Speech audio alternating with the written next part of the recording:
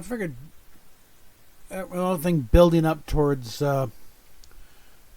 Skydance, Paramount finally merging now that the talks are back on, now that certain things have been settled with CBS News. Hope some heads are going to roll over there, but that's another issue. Need to do just the issue of what to do with Star Trek now that it's no longer in Kurtzman's hands. Now I'm going to address this mainly towards the execs, because I know it's like the fans, we got all kinds of weird little theories. I have a very elaborate one regarding how everything fits together, what can be ignored, but we got to, it's good. It's confusing to the execs. I know. I think that was kind of the idea, because no, you have to keep us in charge. We're the ones who know how it works. Well, bull. Okay, it's a TV show in the end of the day. So, let's just boil it down to this. As far as getting the bulk of the fan, everyone's got somebody likes something, okay? One thing I learned in radio school is no matter how much of an idiot the disc jockey is replacing, he had fans, and you're going to hear from them. But you only do is power on. So, you want to get the bulk of the fan base back. You have to respect the lore. You have to respect the canon, as it's called. But you got to keep the backstory consistent. And up until about 2005 with Enterprise, that was the main thing, to at least try and be consistent. And for the most part, they did. There's a few things here and there they did that a little off. But when you're at least trying, there's usually a way to finesse it to it's not really a violation of it. But so let's just start with established shows that either had Roddenberry in charge or people Roddenberry put in charge. Which means original series, Next Generation, animated series, DS9, Voyager, Enterprise. And the first 6 movies, too. Although, again, I would take Roddenberry's point on that 5 is largely apocryphal. I've got ideas for explanation on that one, but probably best as a drunken commentary track on them. But basically explained away as a ghost story told around the campfire. And it's a one and done that doesn't carry anything beyond that. So it's easily just ignored. Anything beyond that, and again, the next gen movies, although I'd wish we could dump Nemesis, but we're stuck with it. The only episode within that established canon would be the final episode of Enterprise, just because it doesn't work. It clashes so badly with everything on there. It's like there's a few tidbits, but it would only get up when we finally get around to doing an updated version of the Concordance.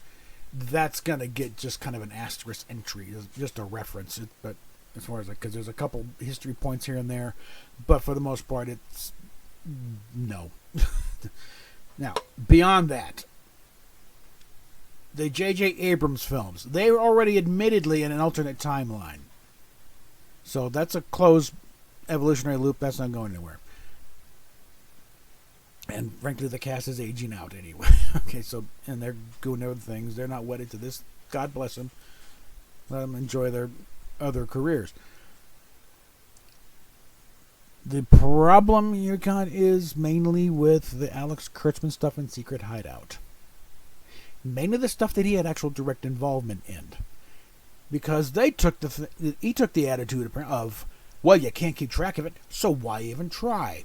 And just went out blatantly violating canon and throwing it and calling those of us in the fan base who didn't like it just a bunch of, all kinds of weird names. And the low ratings and disrespect, he earned all of that. So it's best, you want to really win back the fan base, disavow that entirely right off the bat. Discovery, even Strange New Worlds. Strange New Worlds is only better because the format has forced the writers to be better. They can't get away with long, convoluted storylines that stretch on for 3-4 years and never find a resolution. No, they have to wrap it up in one and done, or that's it. So it's kind of forced them to actually be writers for a change and not whatever the hell they think they're doing. But make no mistake, this is still not a good Star Trek show. Okay? It's still got problems. Mainly because it's joined at the hip with Discovery, which is horrible Star Trek. In fact, of all the current offerings, the only ones that seem to match up at all is Lower Decks and most of Prodigy. And Prodigy, unfortunately, the fatal flaw is it was forced to connect back up to Discovery. They had to include the thing with the Android uprising on Mars. It's like, no. We could pick and choose things up until that point. Just lob off that bit and you can keep that and be fine. But when they do that, no, you're connecting back up to the poison tree, and you're tainting the whole thing. Now, Lower Decks did it right with that one little 5-second bit in the last episode where you see a normal Klingon turn into one of the Discovery Klingons. That gave you the opening right there. That's all an alternate timeline. Take that and run with it. And McMahon said he knew exactly what he's doing when he did that. As much as a hardcore fan as we are, we know how people are pissed off, but he also wants to keep his job, so he can't say it out loud. But the fact is, yeah, note the shirt. That is the one part of the new, this and the little dangling little carrot of Star Trek Legacy that's out there. We'd like to, there's a big old petition on that one.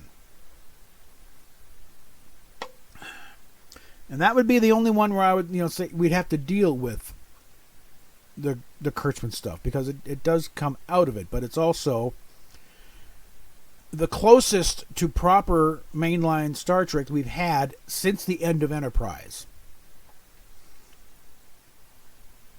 Now again, there's ways to get around this, and once again, the details I'll certainly provide. I did a video on it. I'll put a link in the final thing, or how this all works out, within the universe. But Discovery, with alternate time in Star Trek, Picard, the third season. If they had let him, he would have disavowed the whole thing, and it would have been just a one and done. Third season has nothing to do with anything.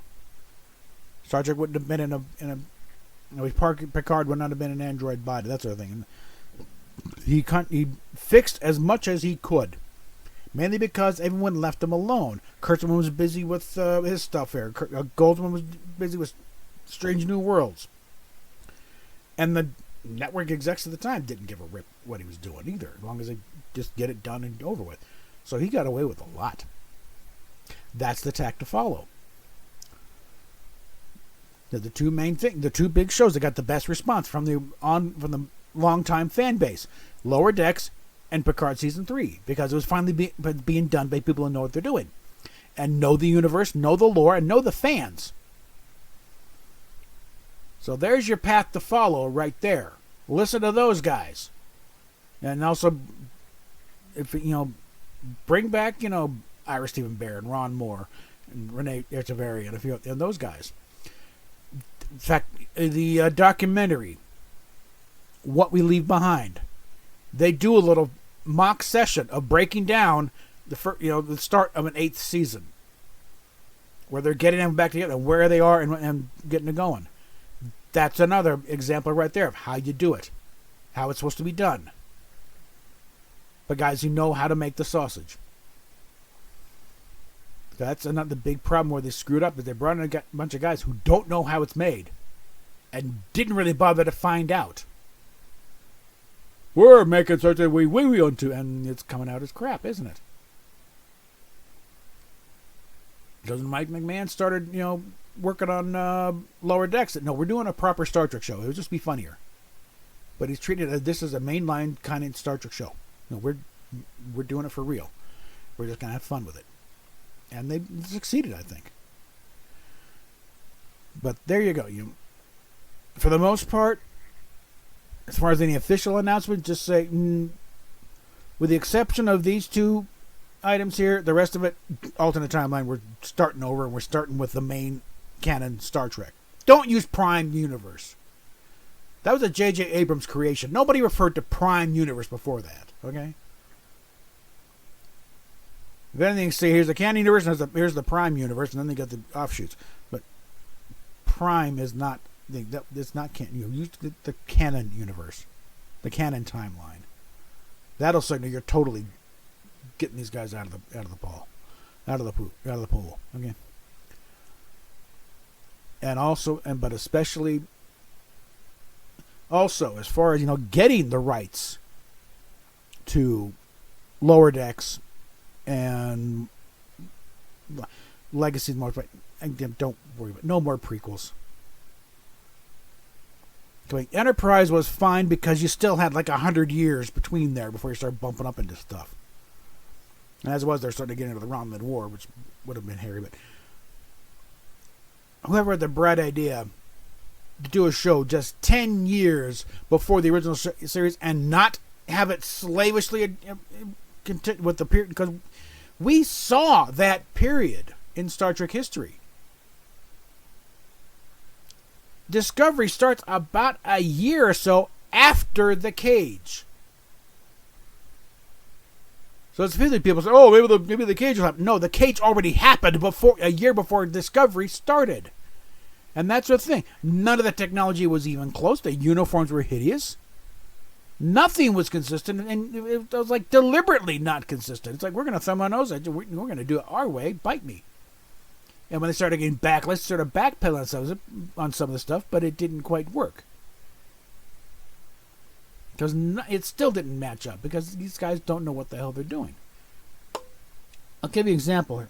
When they did Star Trek Picard Season 1, and they're basing a large part of it off of the Next Generation episode, A Measure of a Man.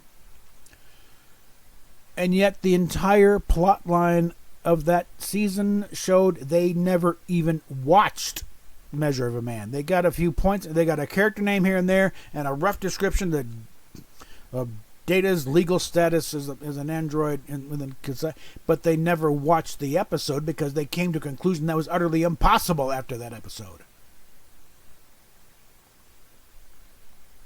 They're talking about, a android slave uprising, whereas the end of that episode established that Data had legal rights as a citizen. They directly addressed the thing. It's a conversation between Guinan and Picard in 10 forward. Where Guinan, they're talking about, every society has disposable people. They do the dirty work and stuff. And that's when you're talking about slavery. Well, I think it's a bit harsh. I don't think it's harsh enough. That's exactly what we're talking about. And that's what turned the whole thing. When they started, they were talking about creating a race of slaves with these androids. And the thing is, that was, so the Martian uprising in Picard Season 1 should never have happened, because there would never have been a race of android slaves to begin with.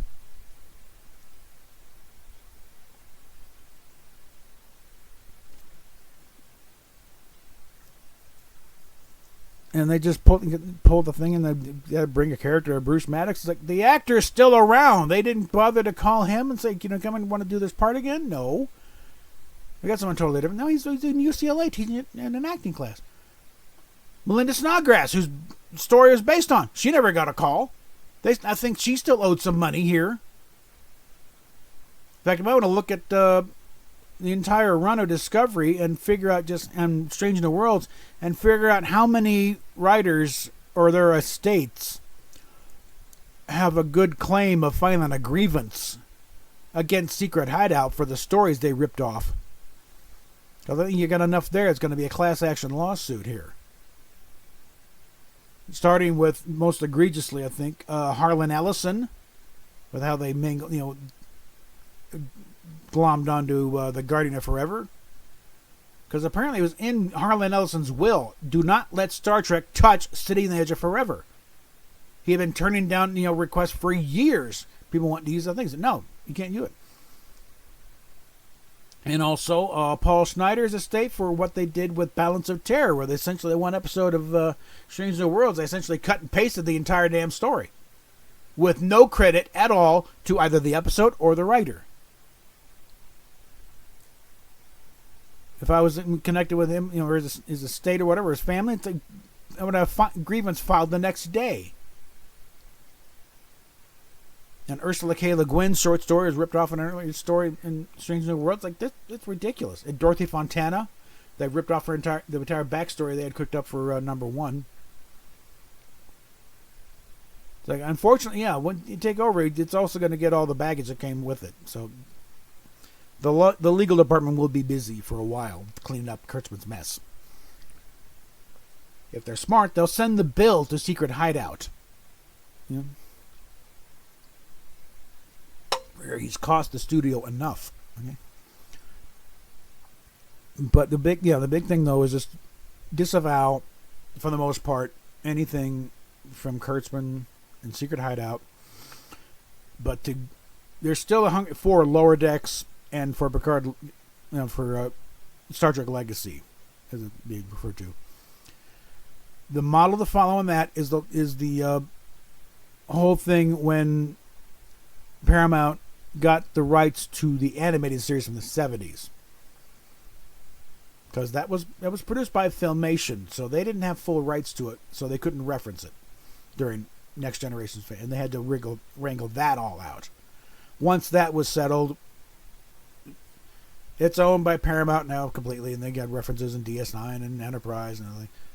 And they certainly went hog wild on Lower Decks with animated series references. So that's the path to follow. Look that one up, see what they did in that, and proceed accordingly. Be able to grab what you want from Kurtzman. Maybe grab the whole damn thing, but you don't have to use everything. You can put the rest of it in the closet and never see it again, hopefully. But there is a path forward. There is a way to get this thing going and have stuff that will bring back the fans and hopefully return a little of the luster to what was the crown jewel franchise into the Paramount umbrella. Because unfortunately, right now it is what Shatner said in the SNL sketch. It's just a TV show. Get a life. No, this needs to be repaired. Things cannot continue as they were. They certainly cannot continue with any influence from Kurtzman. So, yeah, don't renew that contract. If you renew it, if word gets out that contract's being renewed, then that's it. It's over with. Because this is the one shit we've had for years. We've been praying for this contract to not be renewed for years. We've been trying to do a stopwatch on that from the time we found out about it and started seeing the product. Oh God, this cannot end soon enough. It's like waiting on the Star Wars side. When is Kathy Kennedy finally going to get fired for what she's doing to Star Wars and the Lucasfilm? Why does she still have a job? Okay, what does she have on Bob Iger? Okay, but yeah, it's like enough. Rip the Band-Aid off. Send him packing. Okay. Get it in house and bring people back who know how it was made back in the day and how to get it done. And I think part of the thing is the bloated budgets and limited episode runs. It's not helped. Because yeah, it's a pain in the ass to work on like 26 episodes a year with not an adequate budget, but it forces you to be creative. It forces the writers to actually write themselves out of holes they've written themselves into. You can't just say, well, let's do a special effects spectacular. No. You can't afford it. You got to write your way out. And good writers thrive on those limitations. Okay? I can't do this, and get the hell off their lot. And any future showrunner, I was never a Star Trek fan. Bye. J.J. Abrams never should have gone through the first interview. The second he said, well, I was never a Star Trek fan growing up. Well, then what are you doing here? I got 100 directors on a list here that are hardened Star Trek fans. I can get Ron Howard in here, diehard Star Trek fan. He can deliver. Why am I talking to you? Or Quentin Tarantino. I'd still like to have seen what Quentin Tarantino would have done. Because he's actually sounding like in that one, the way Tarantino operates, it would have been loud. It would have been probably profane. But it would have been so canon adherent, I could have put it in the concordance. Okay? But yeah, the rest, this is above my pay grade, so I'll leave it to you guys when this whole merger comes out. Hopefully this will come up, and we'll talk at you later.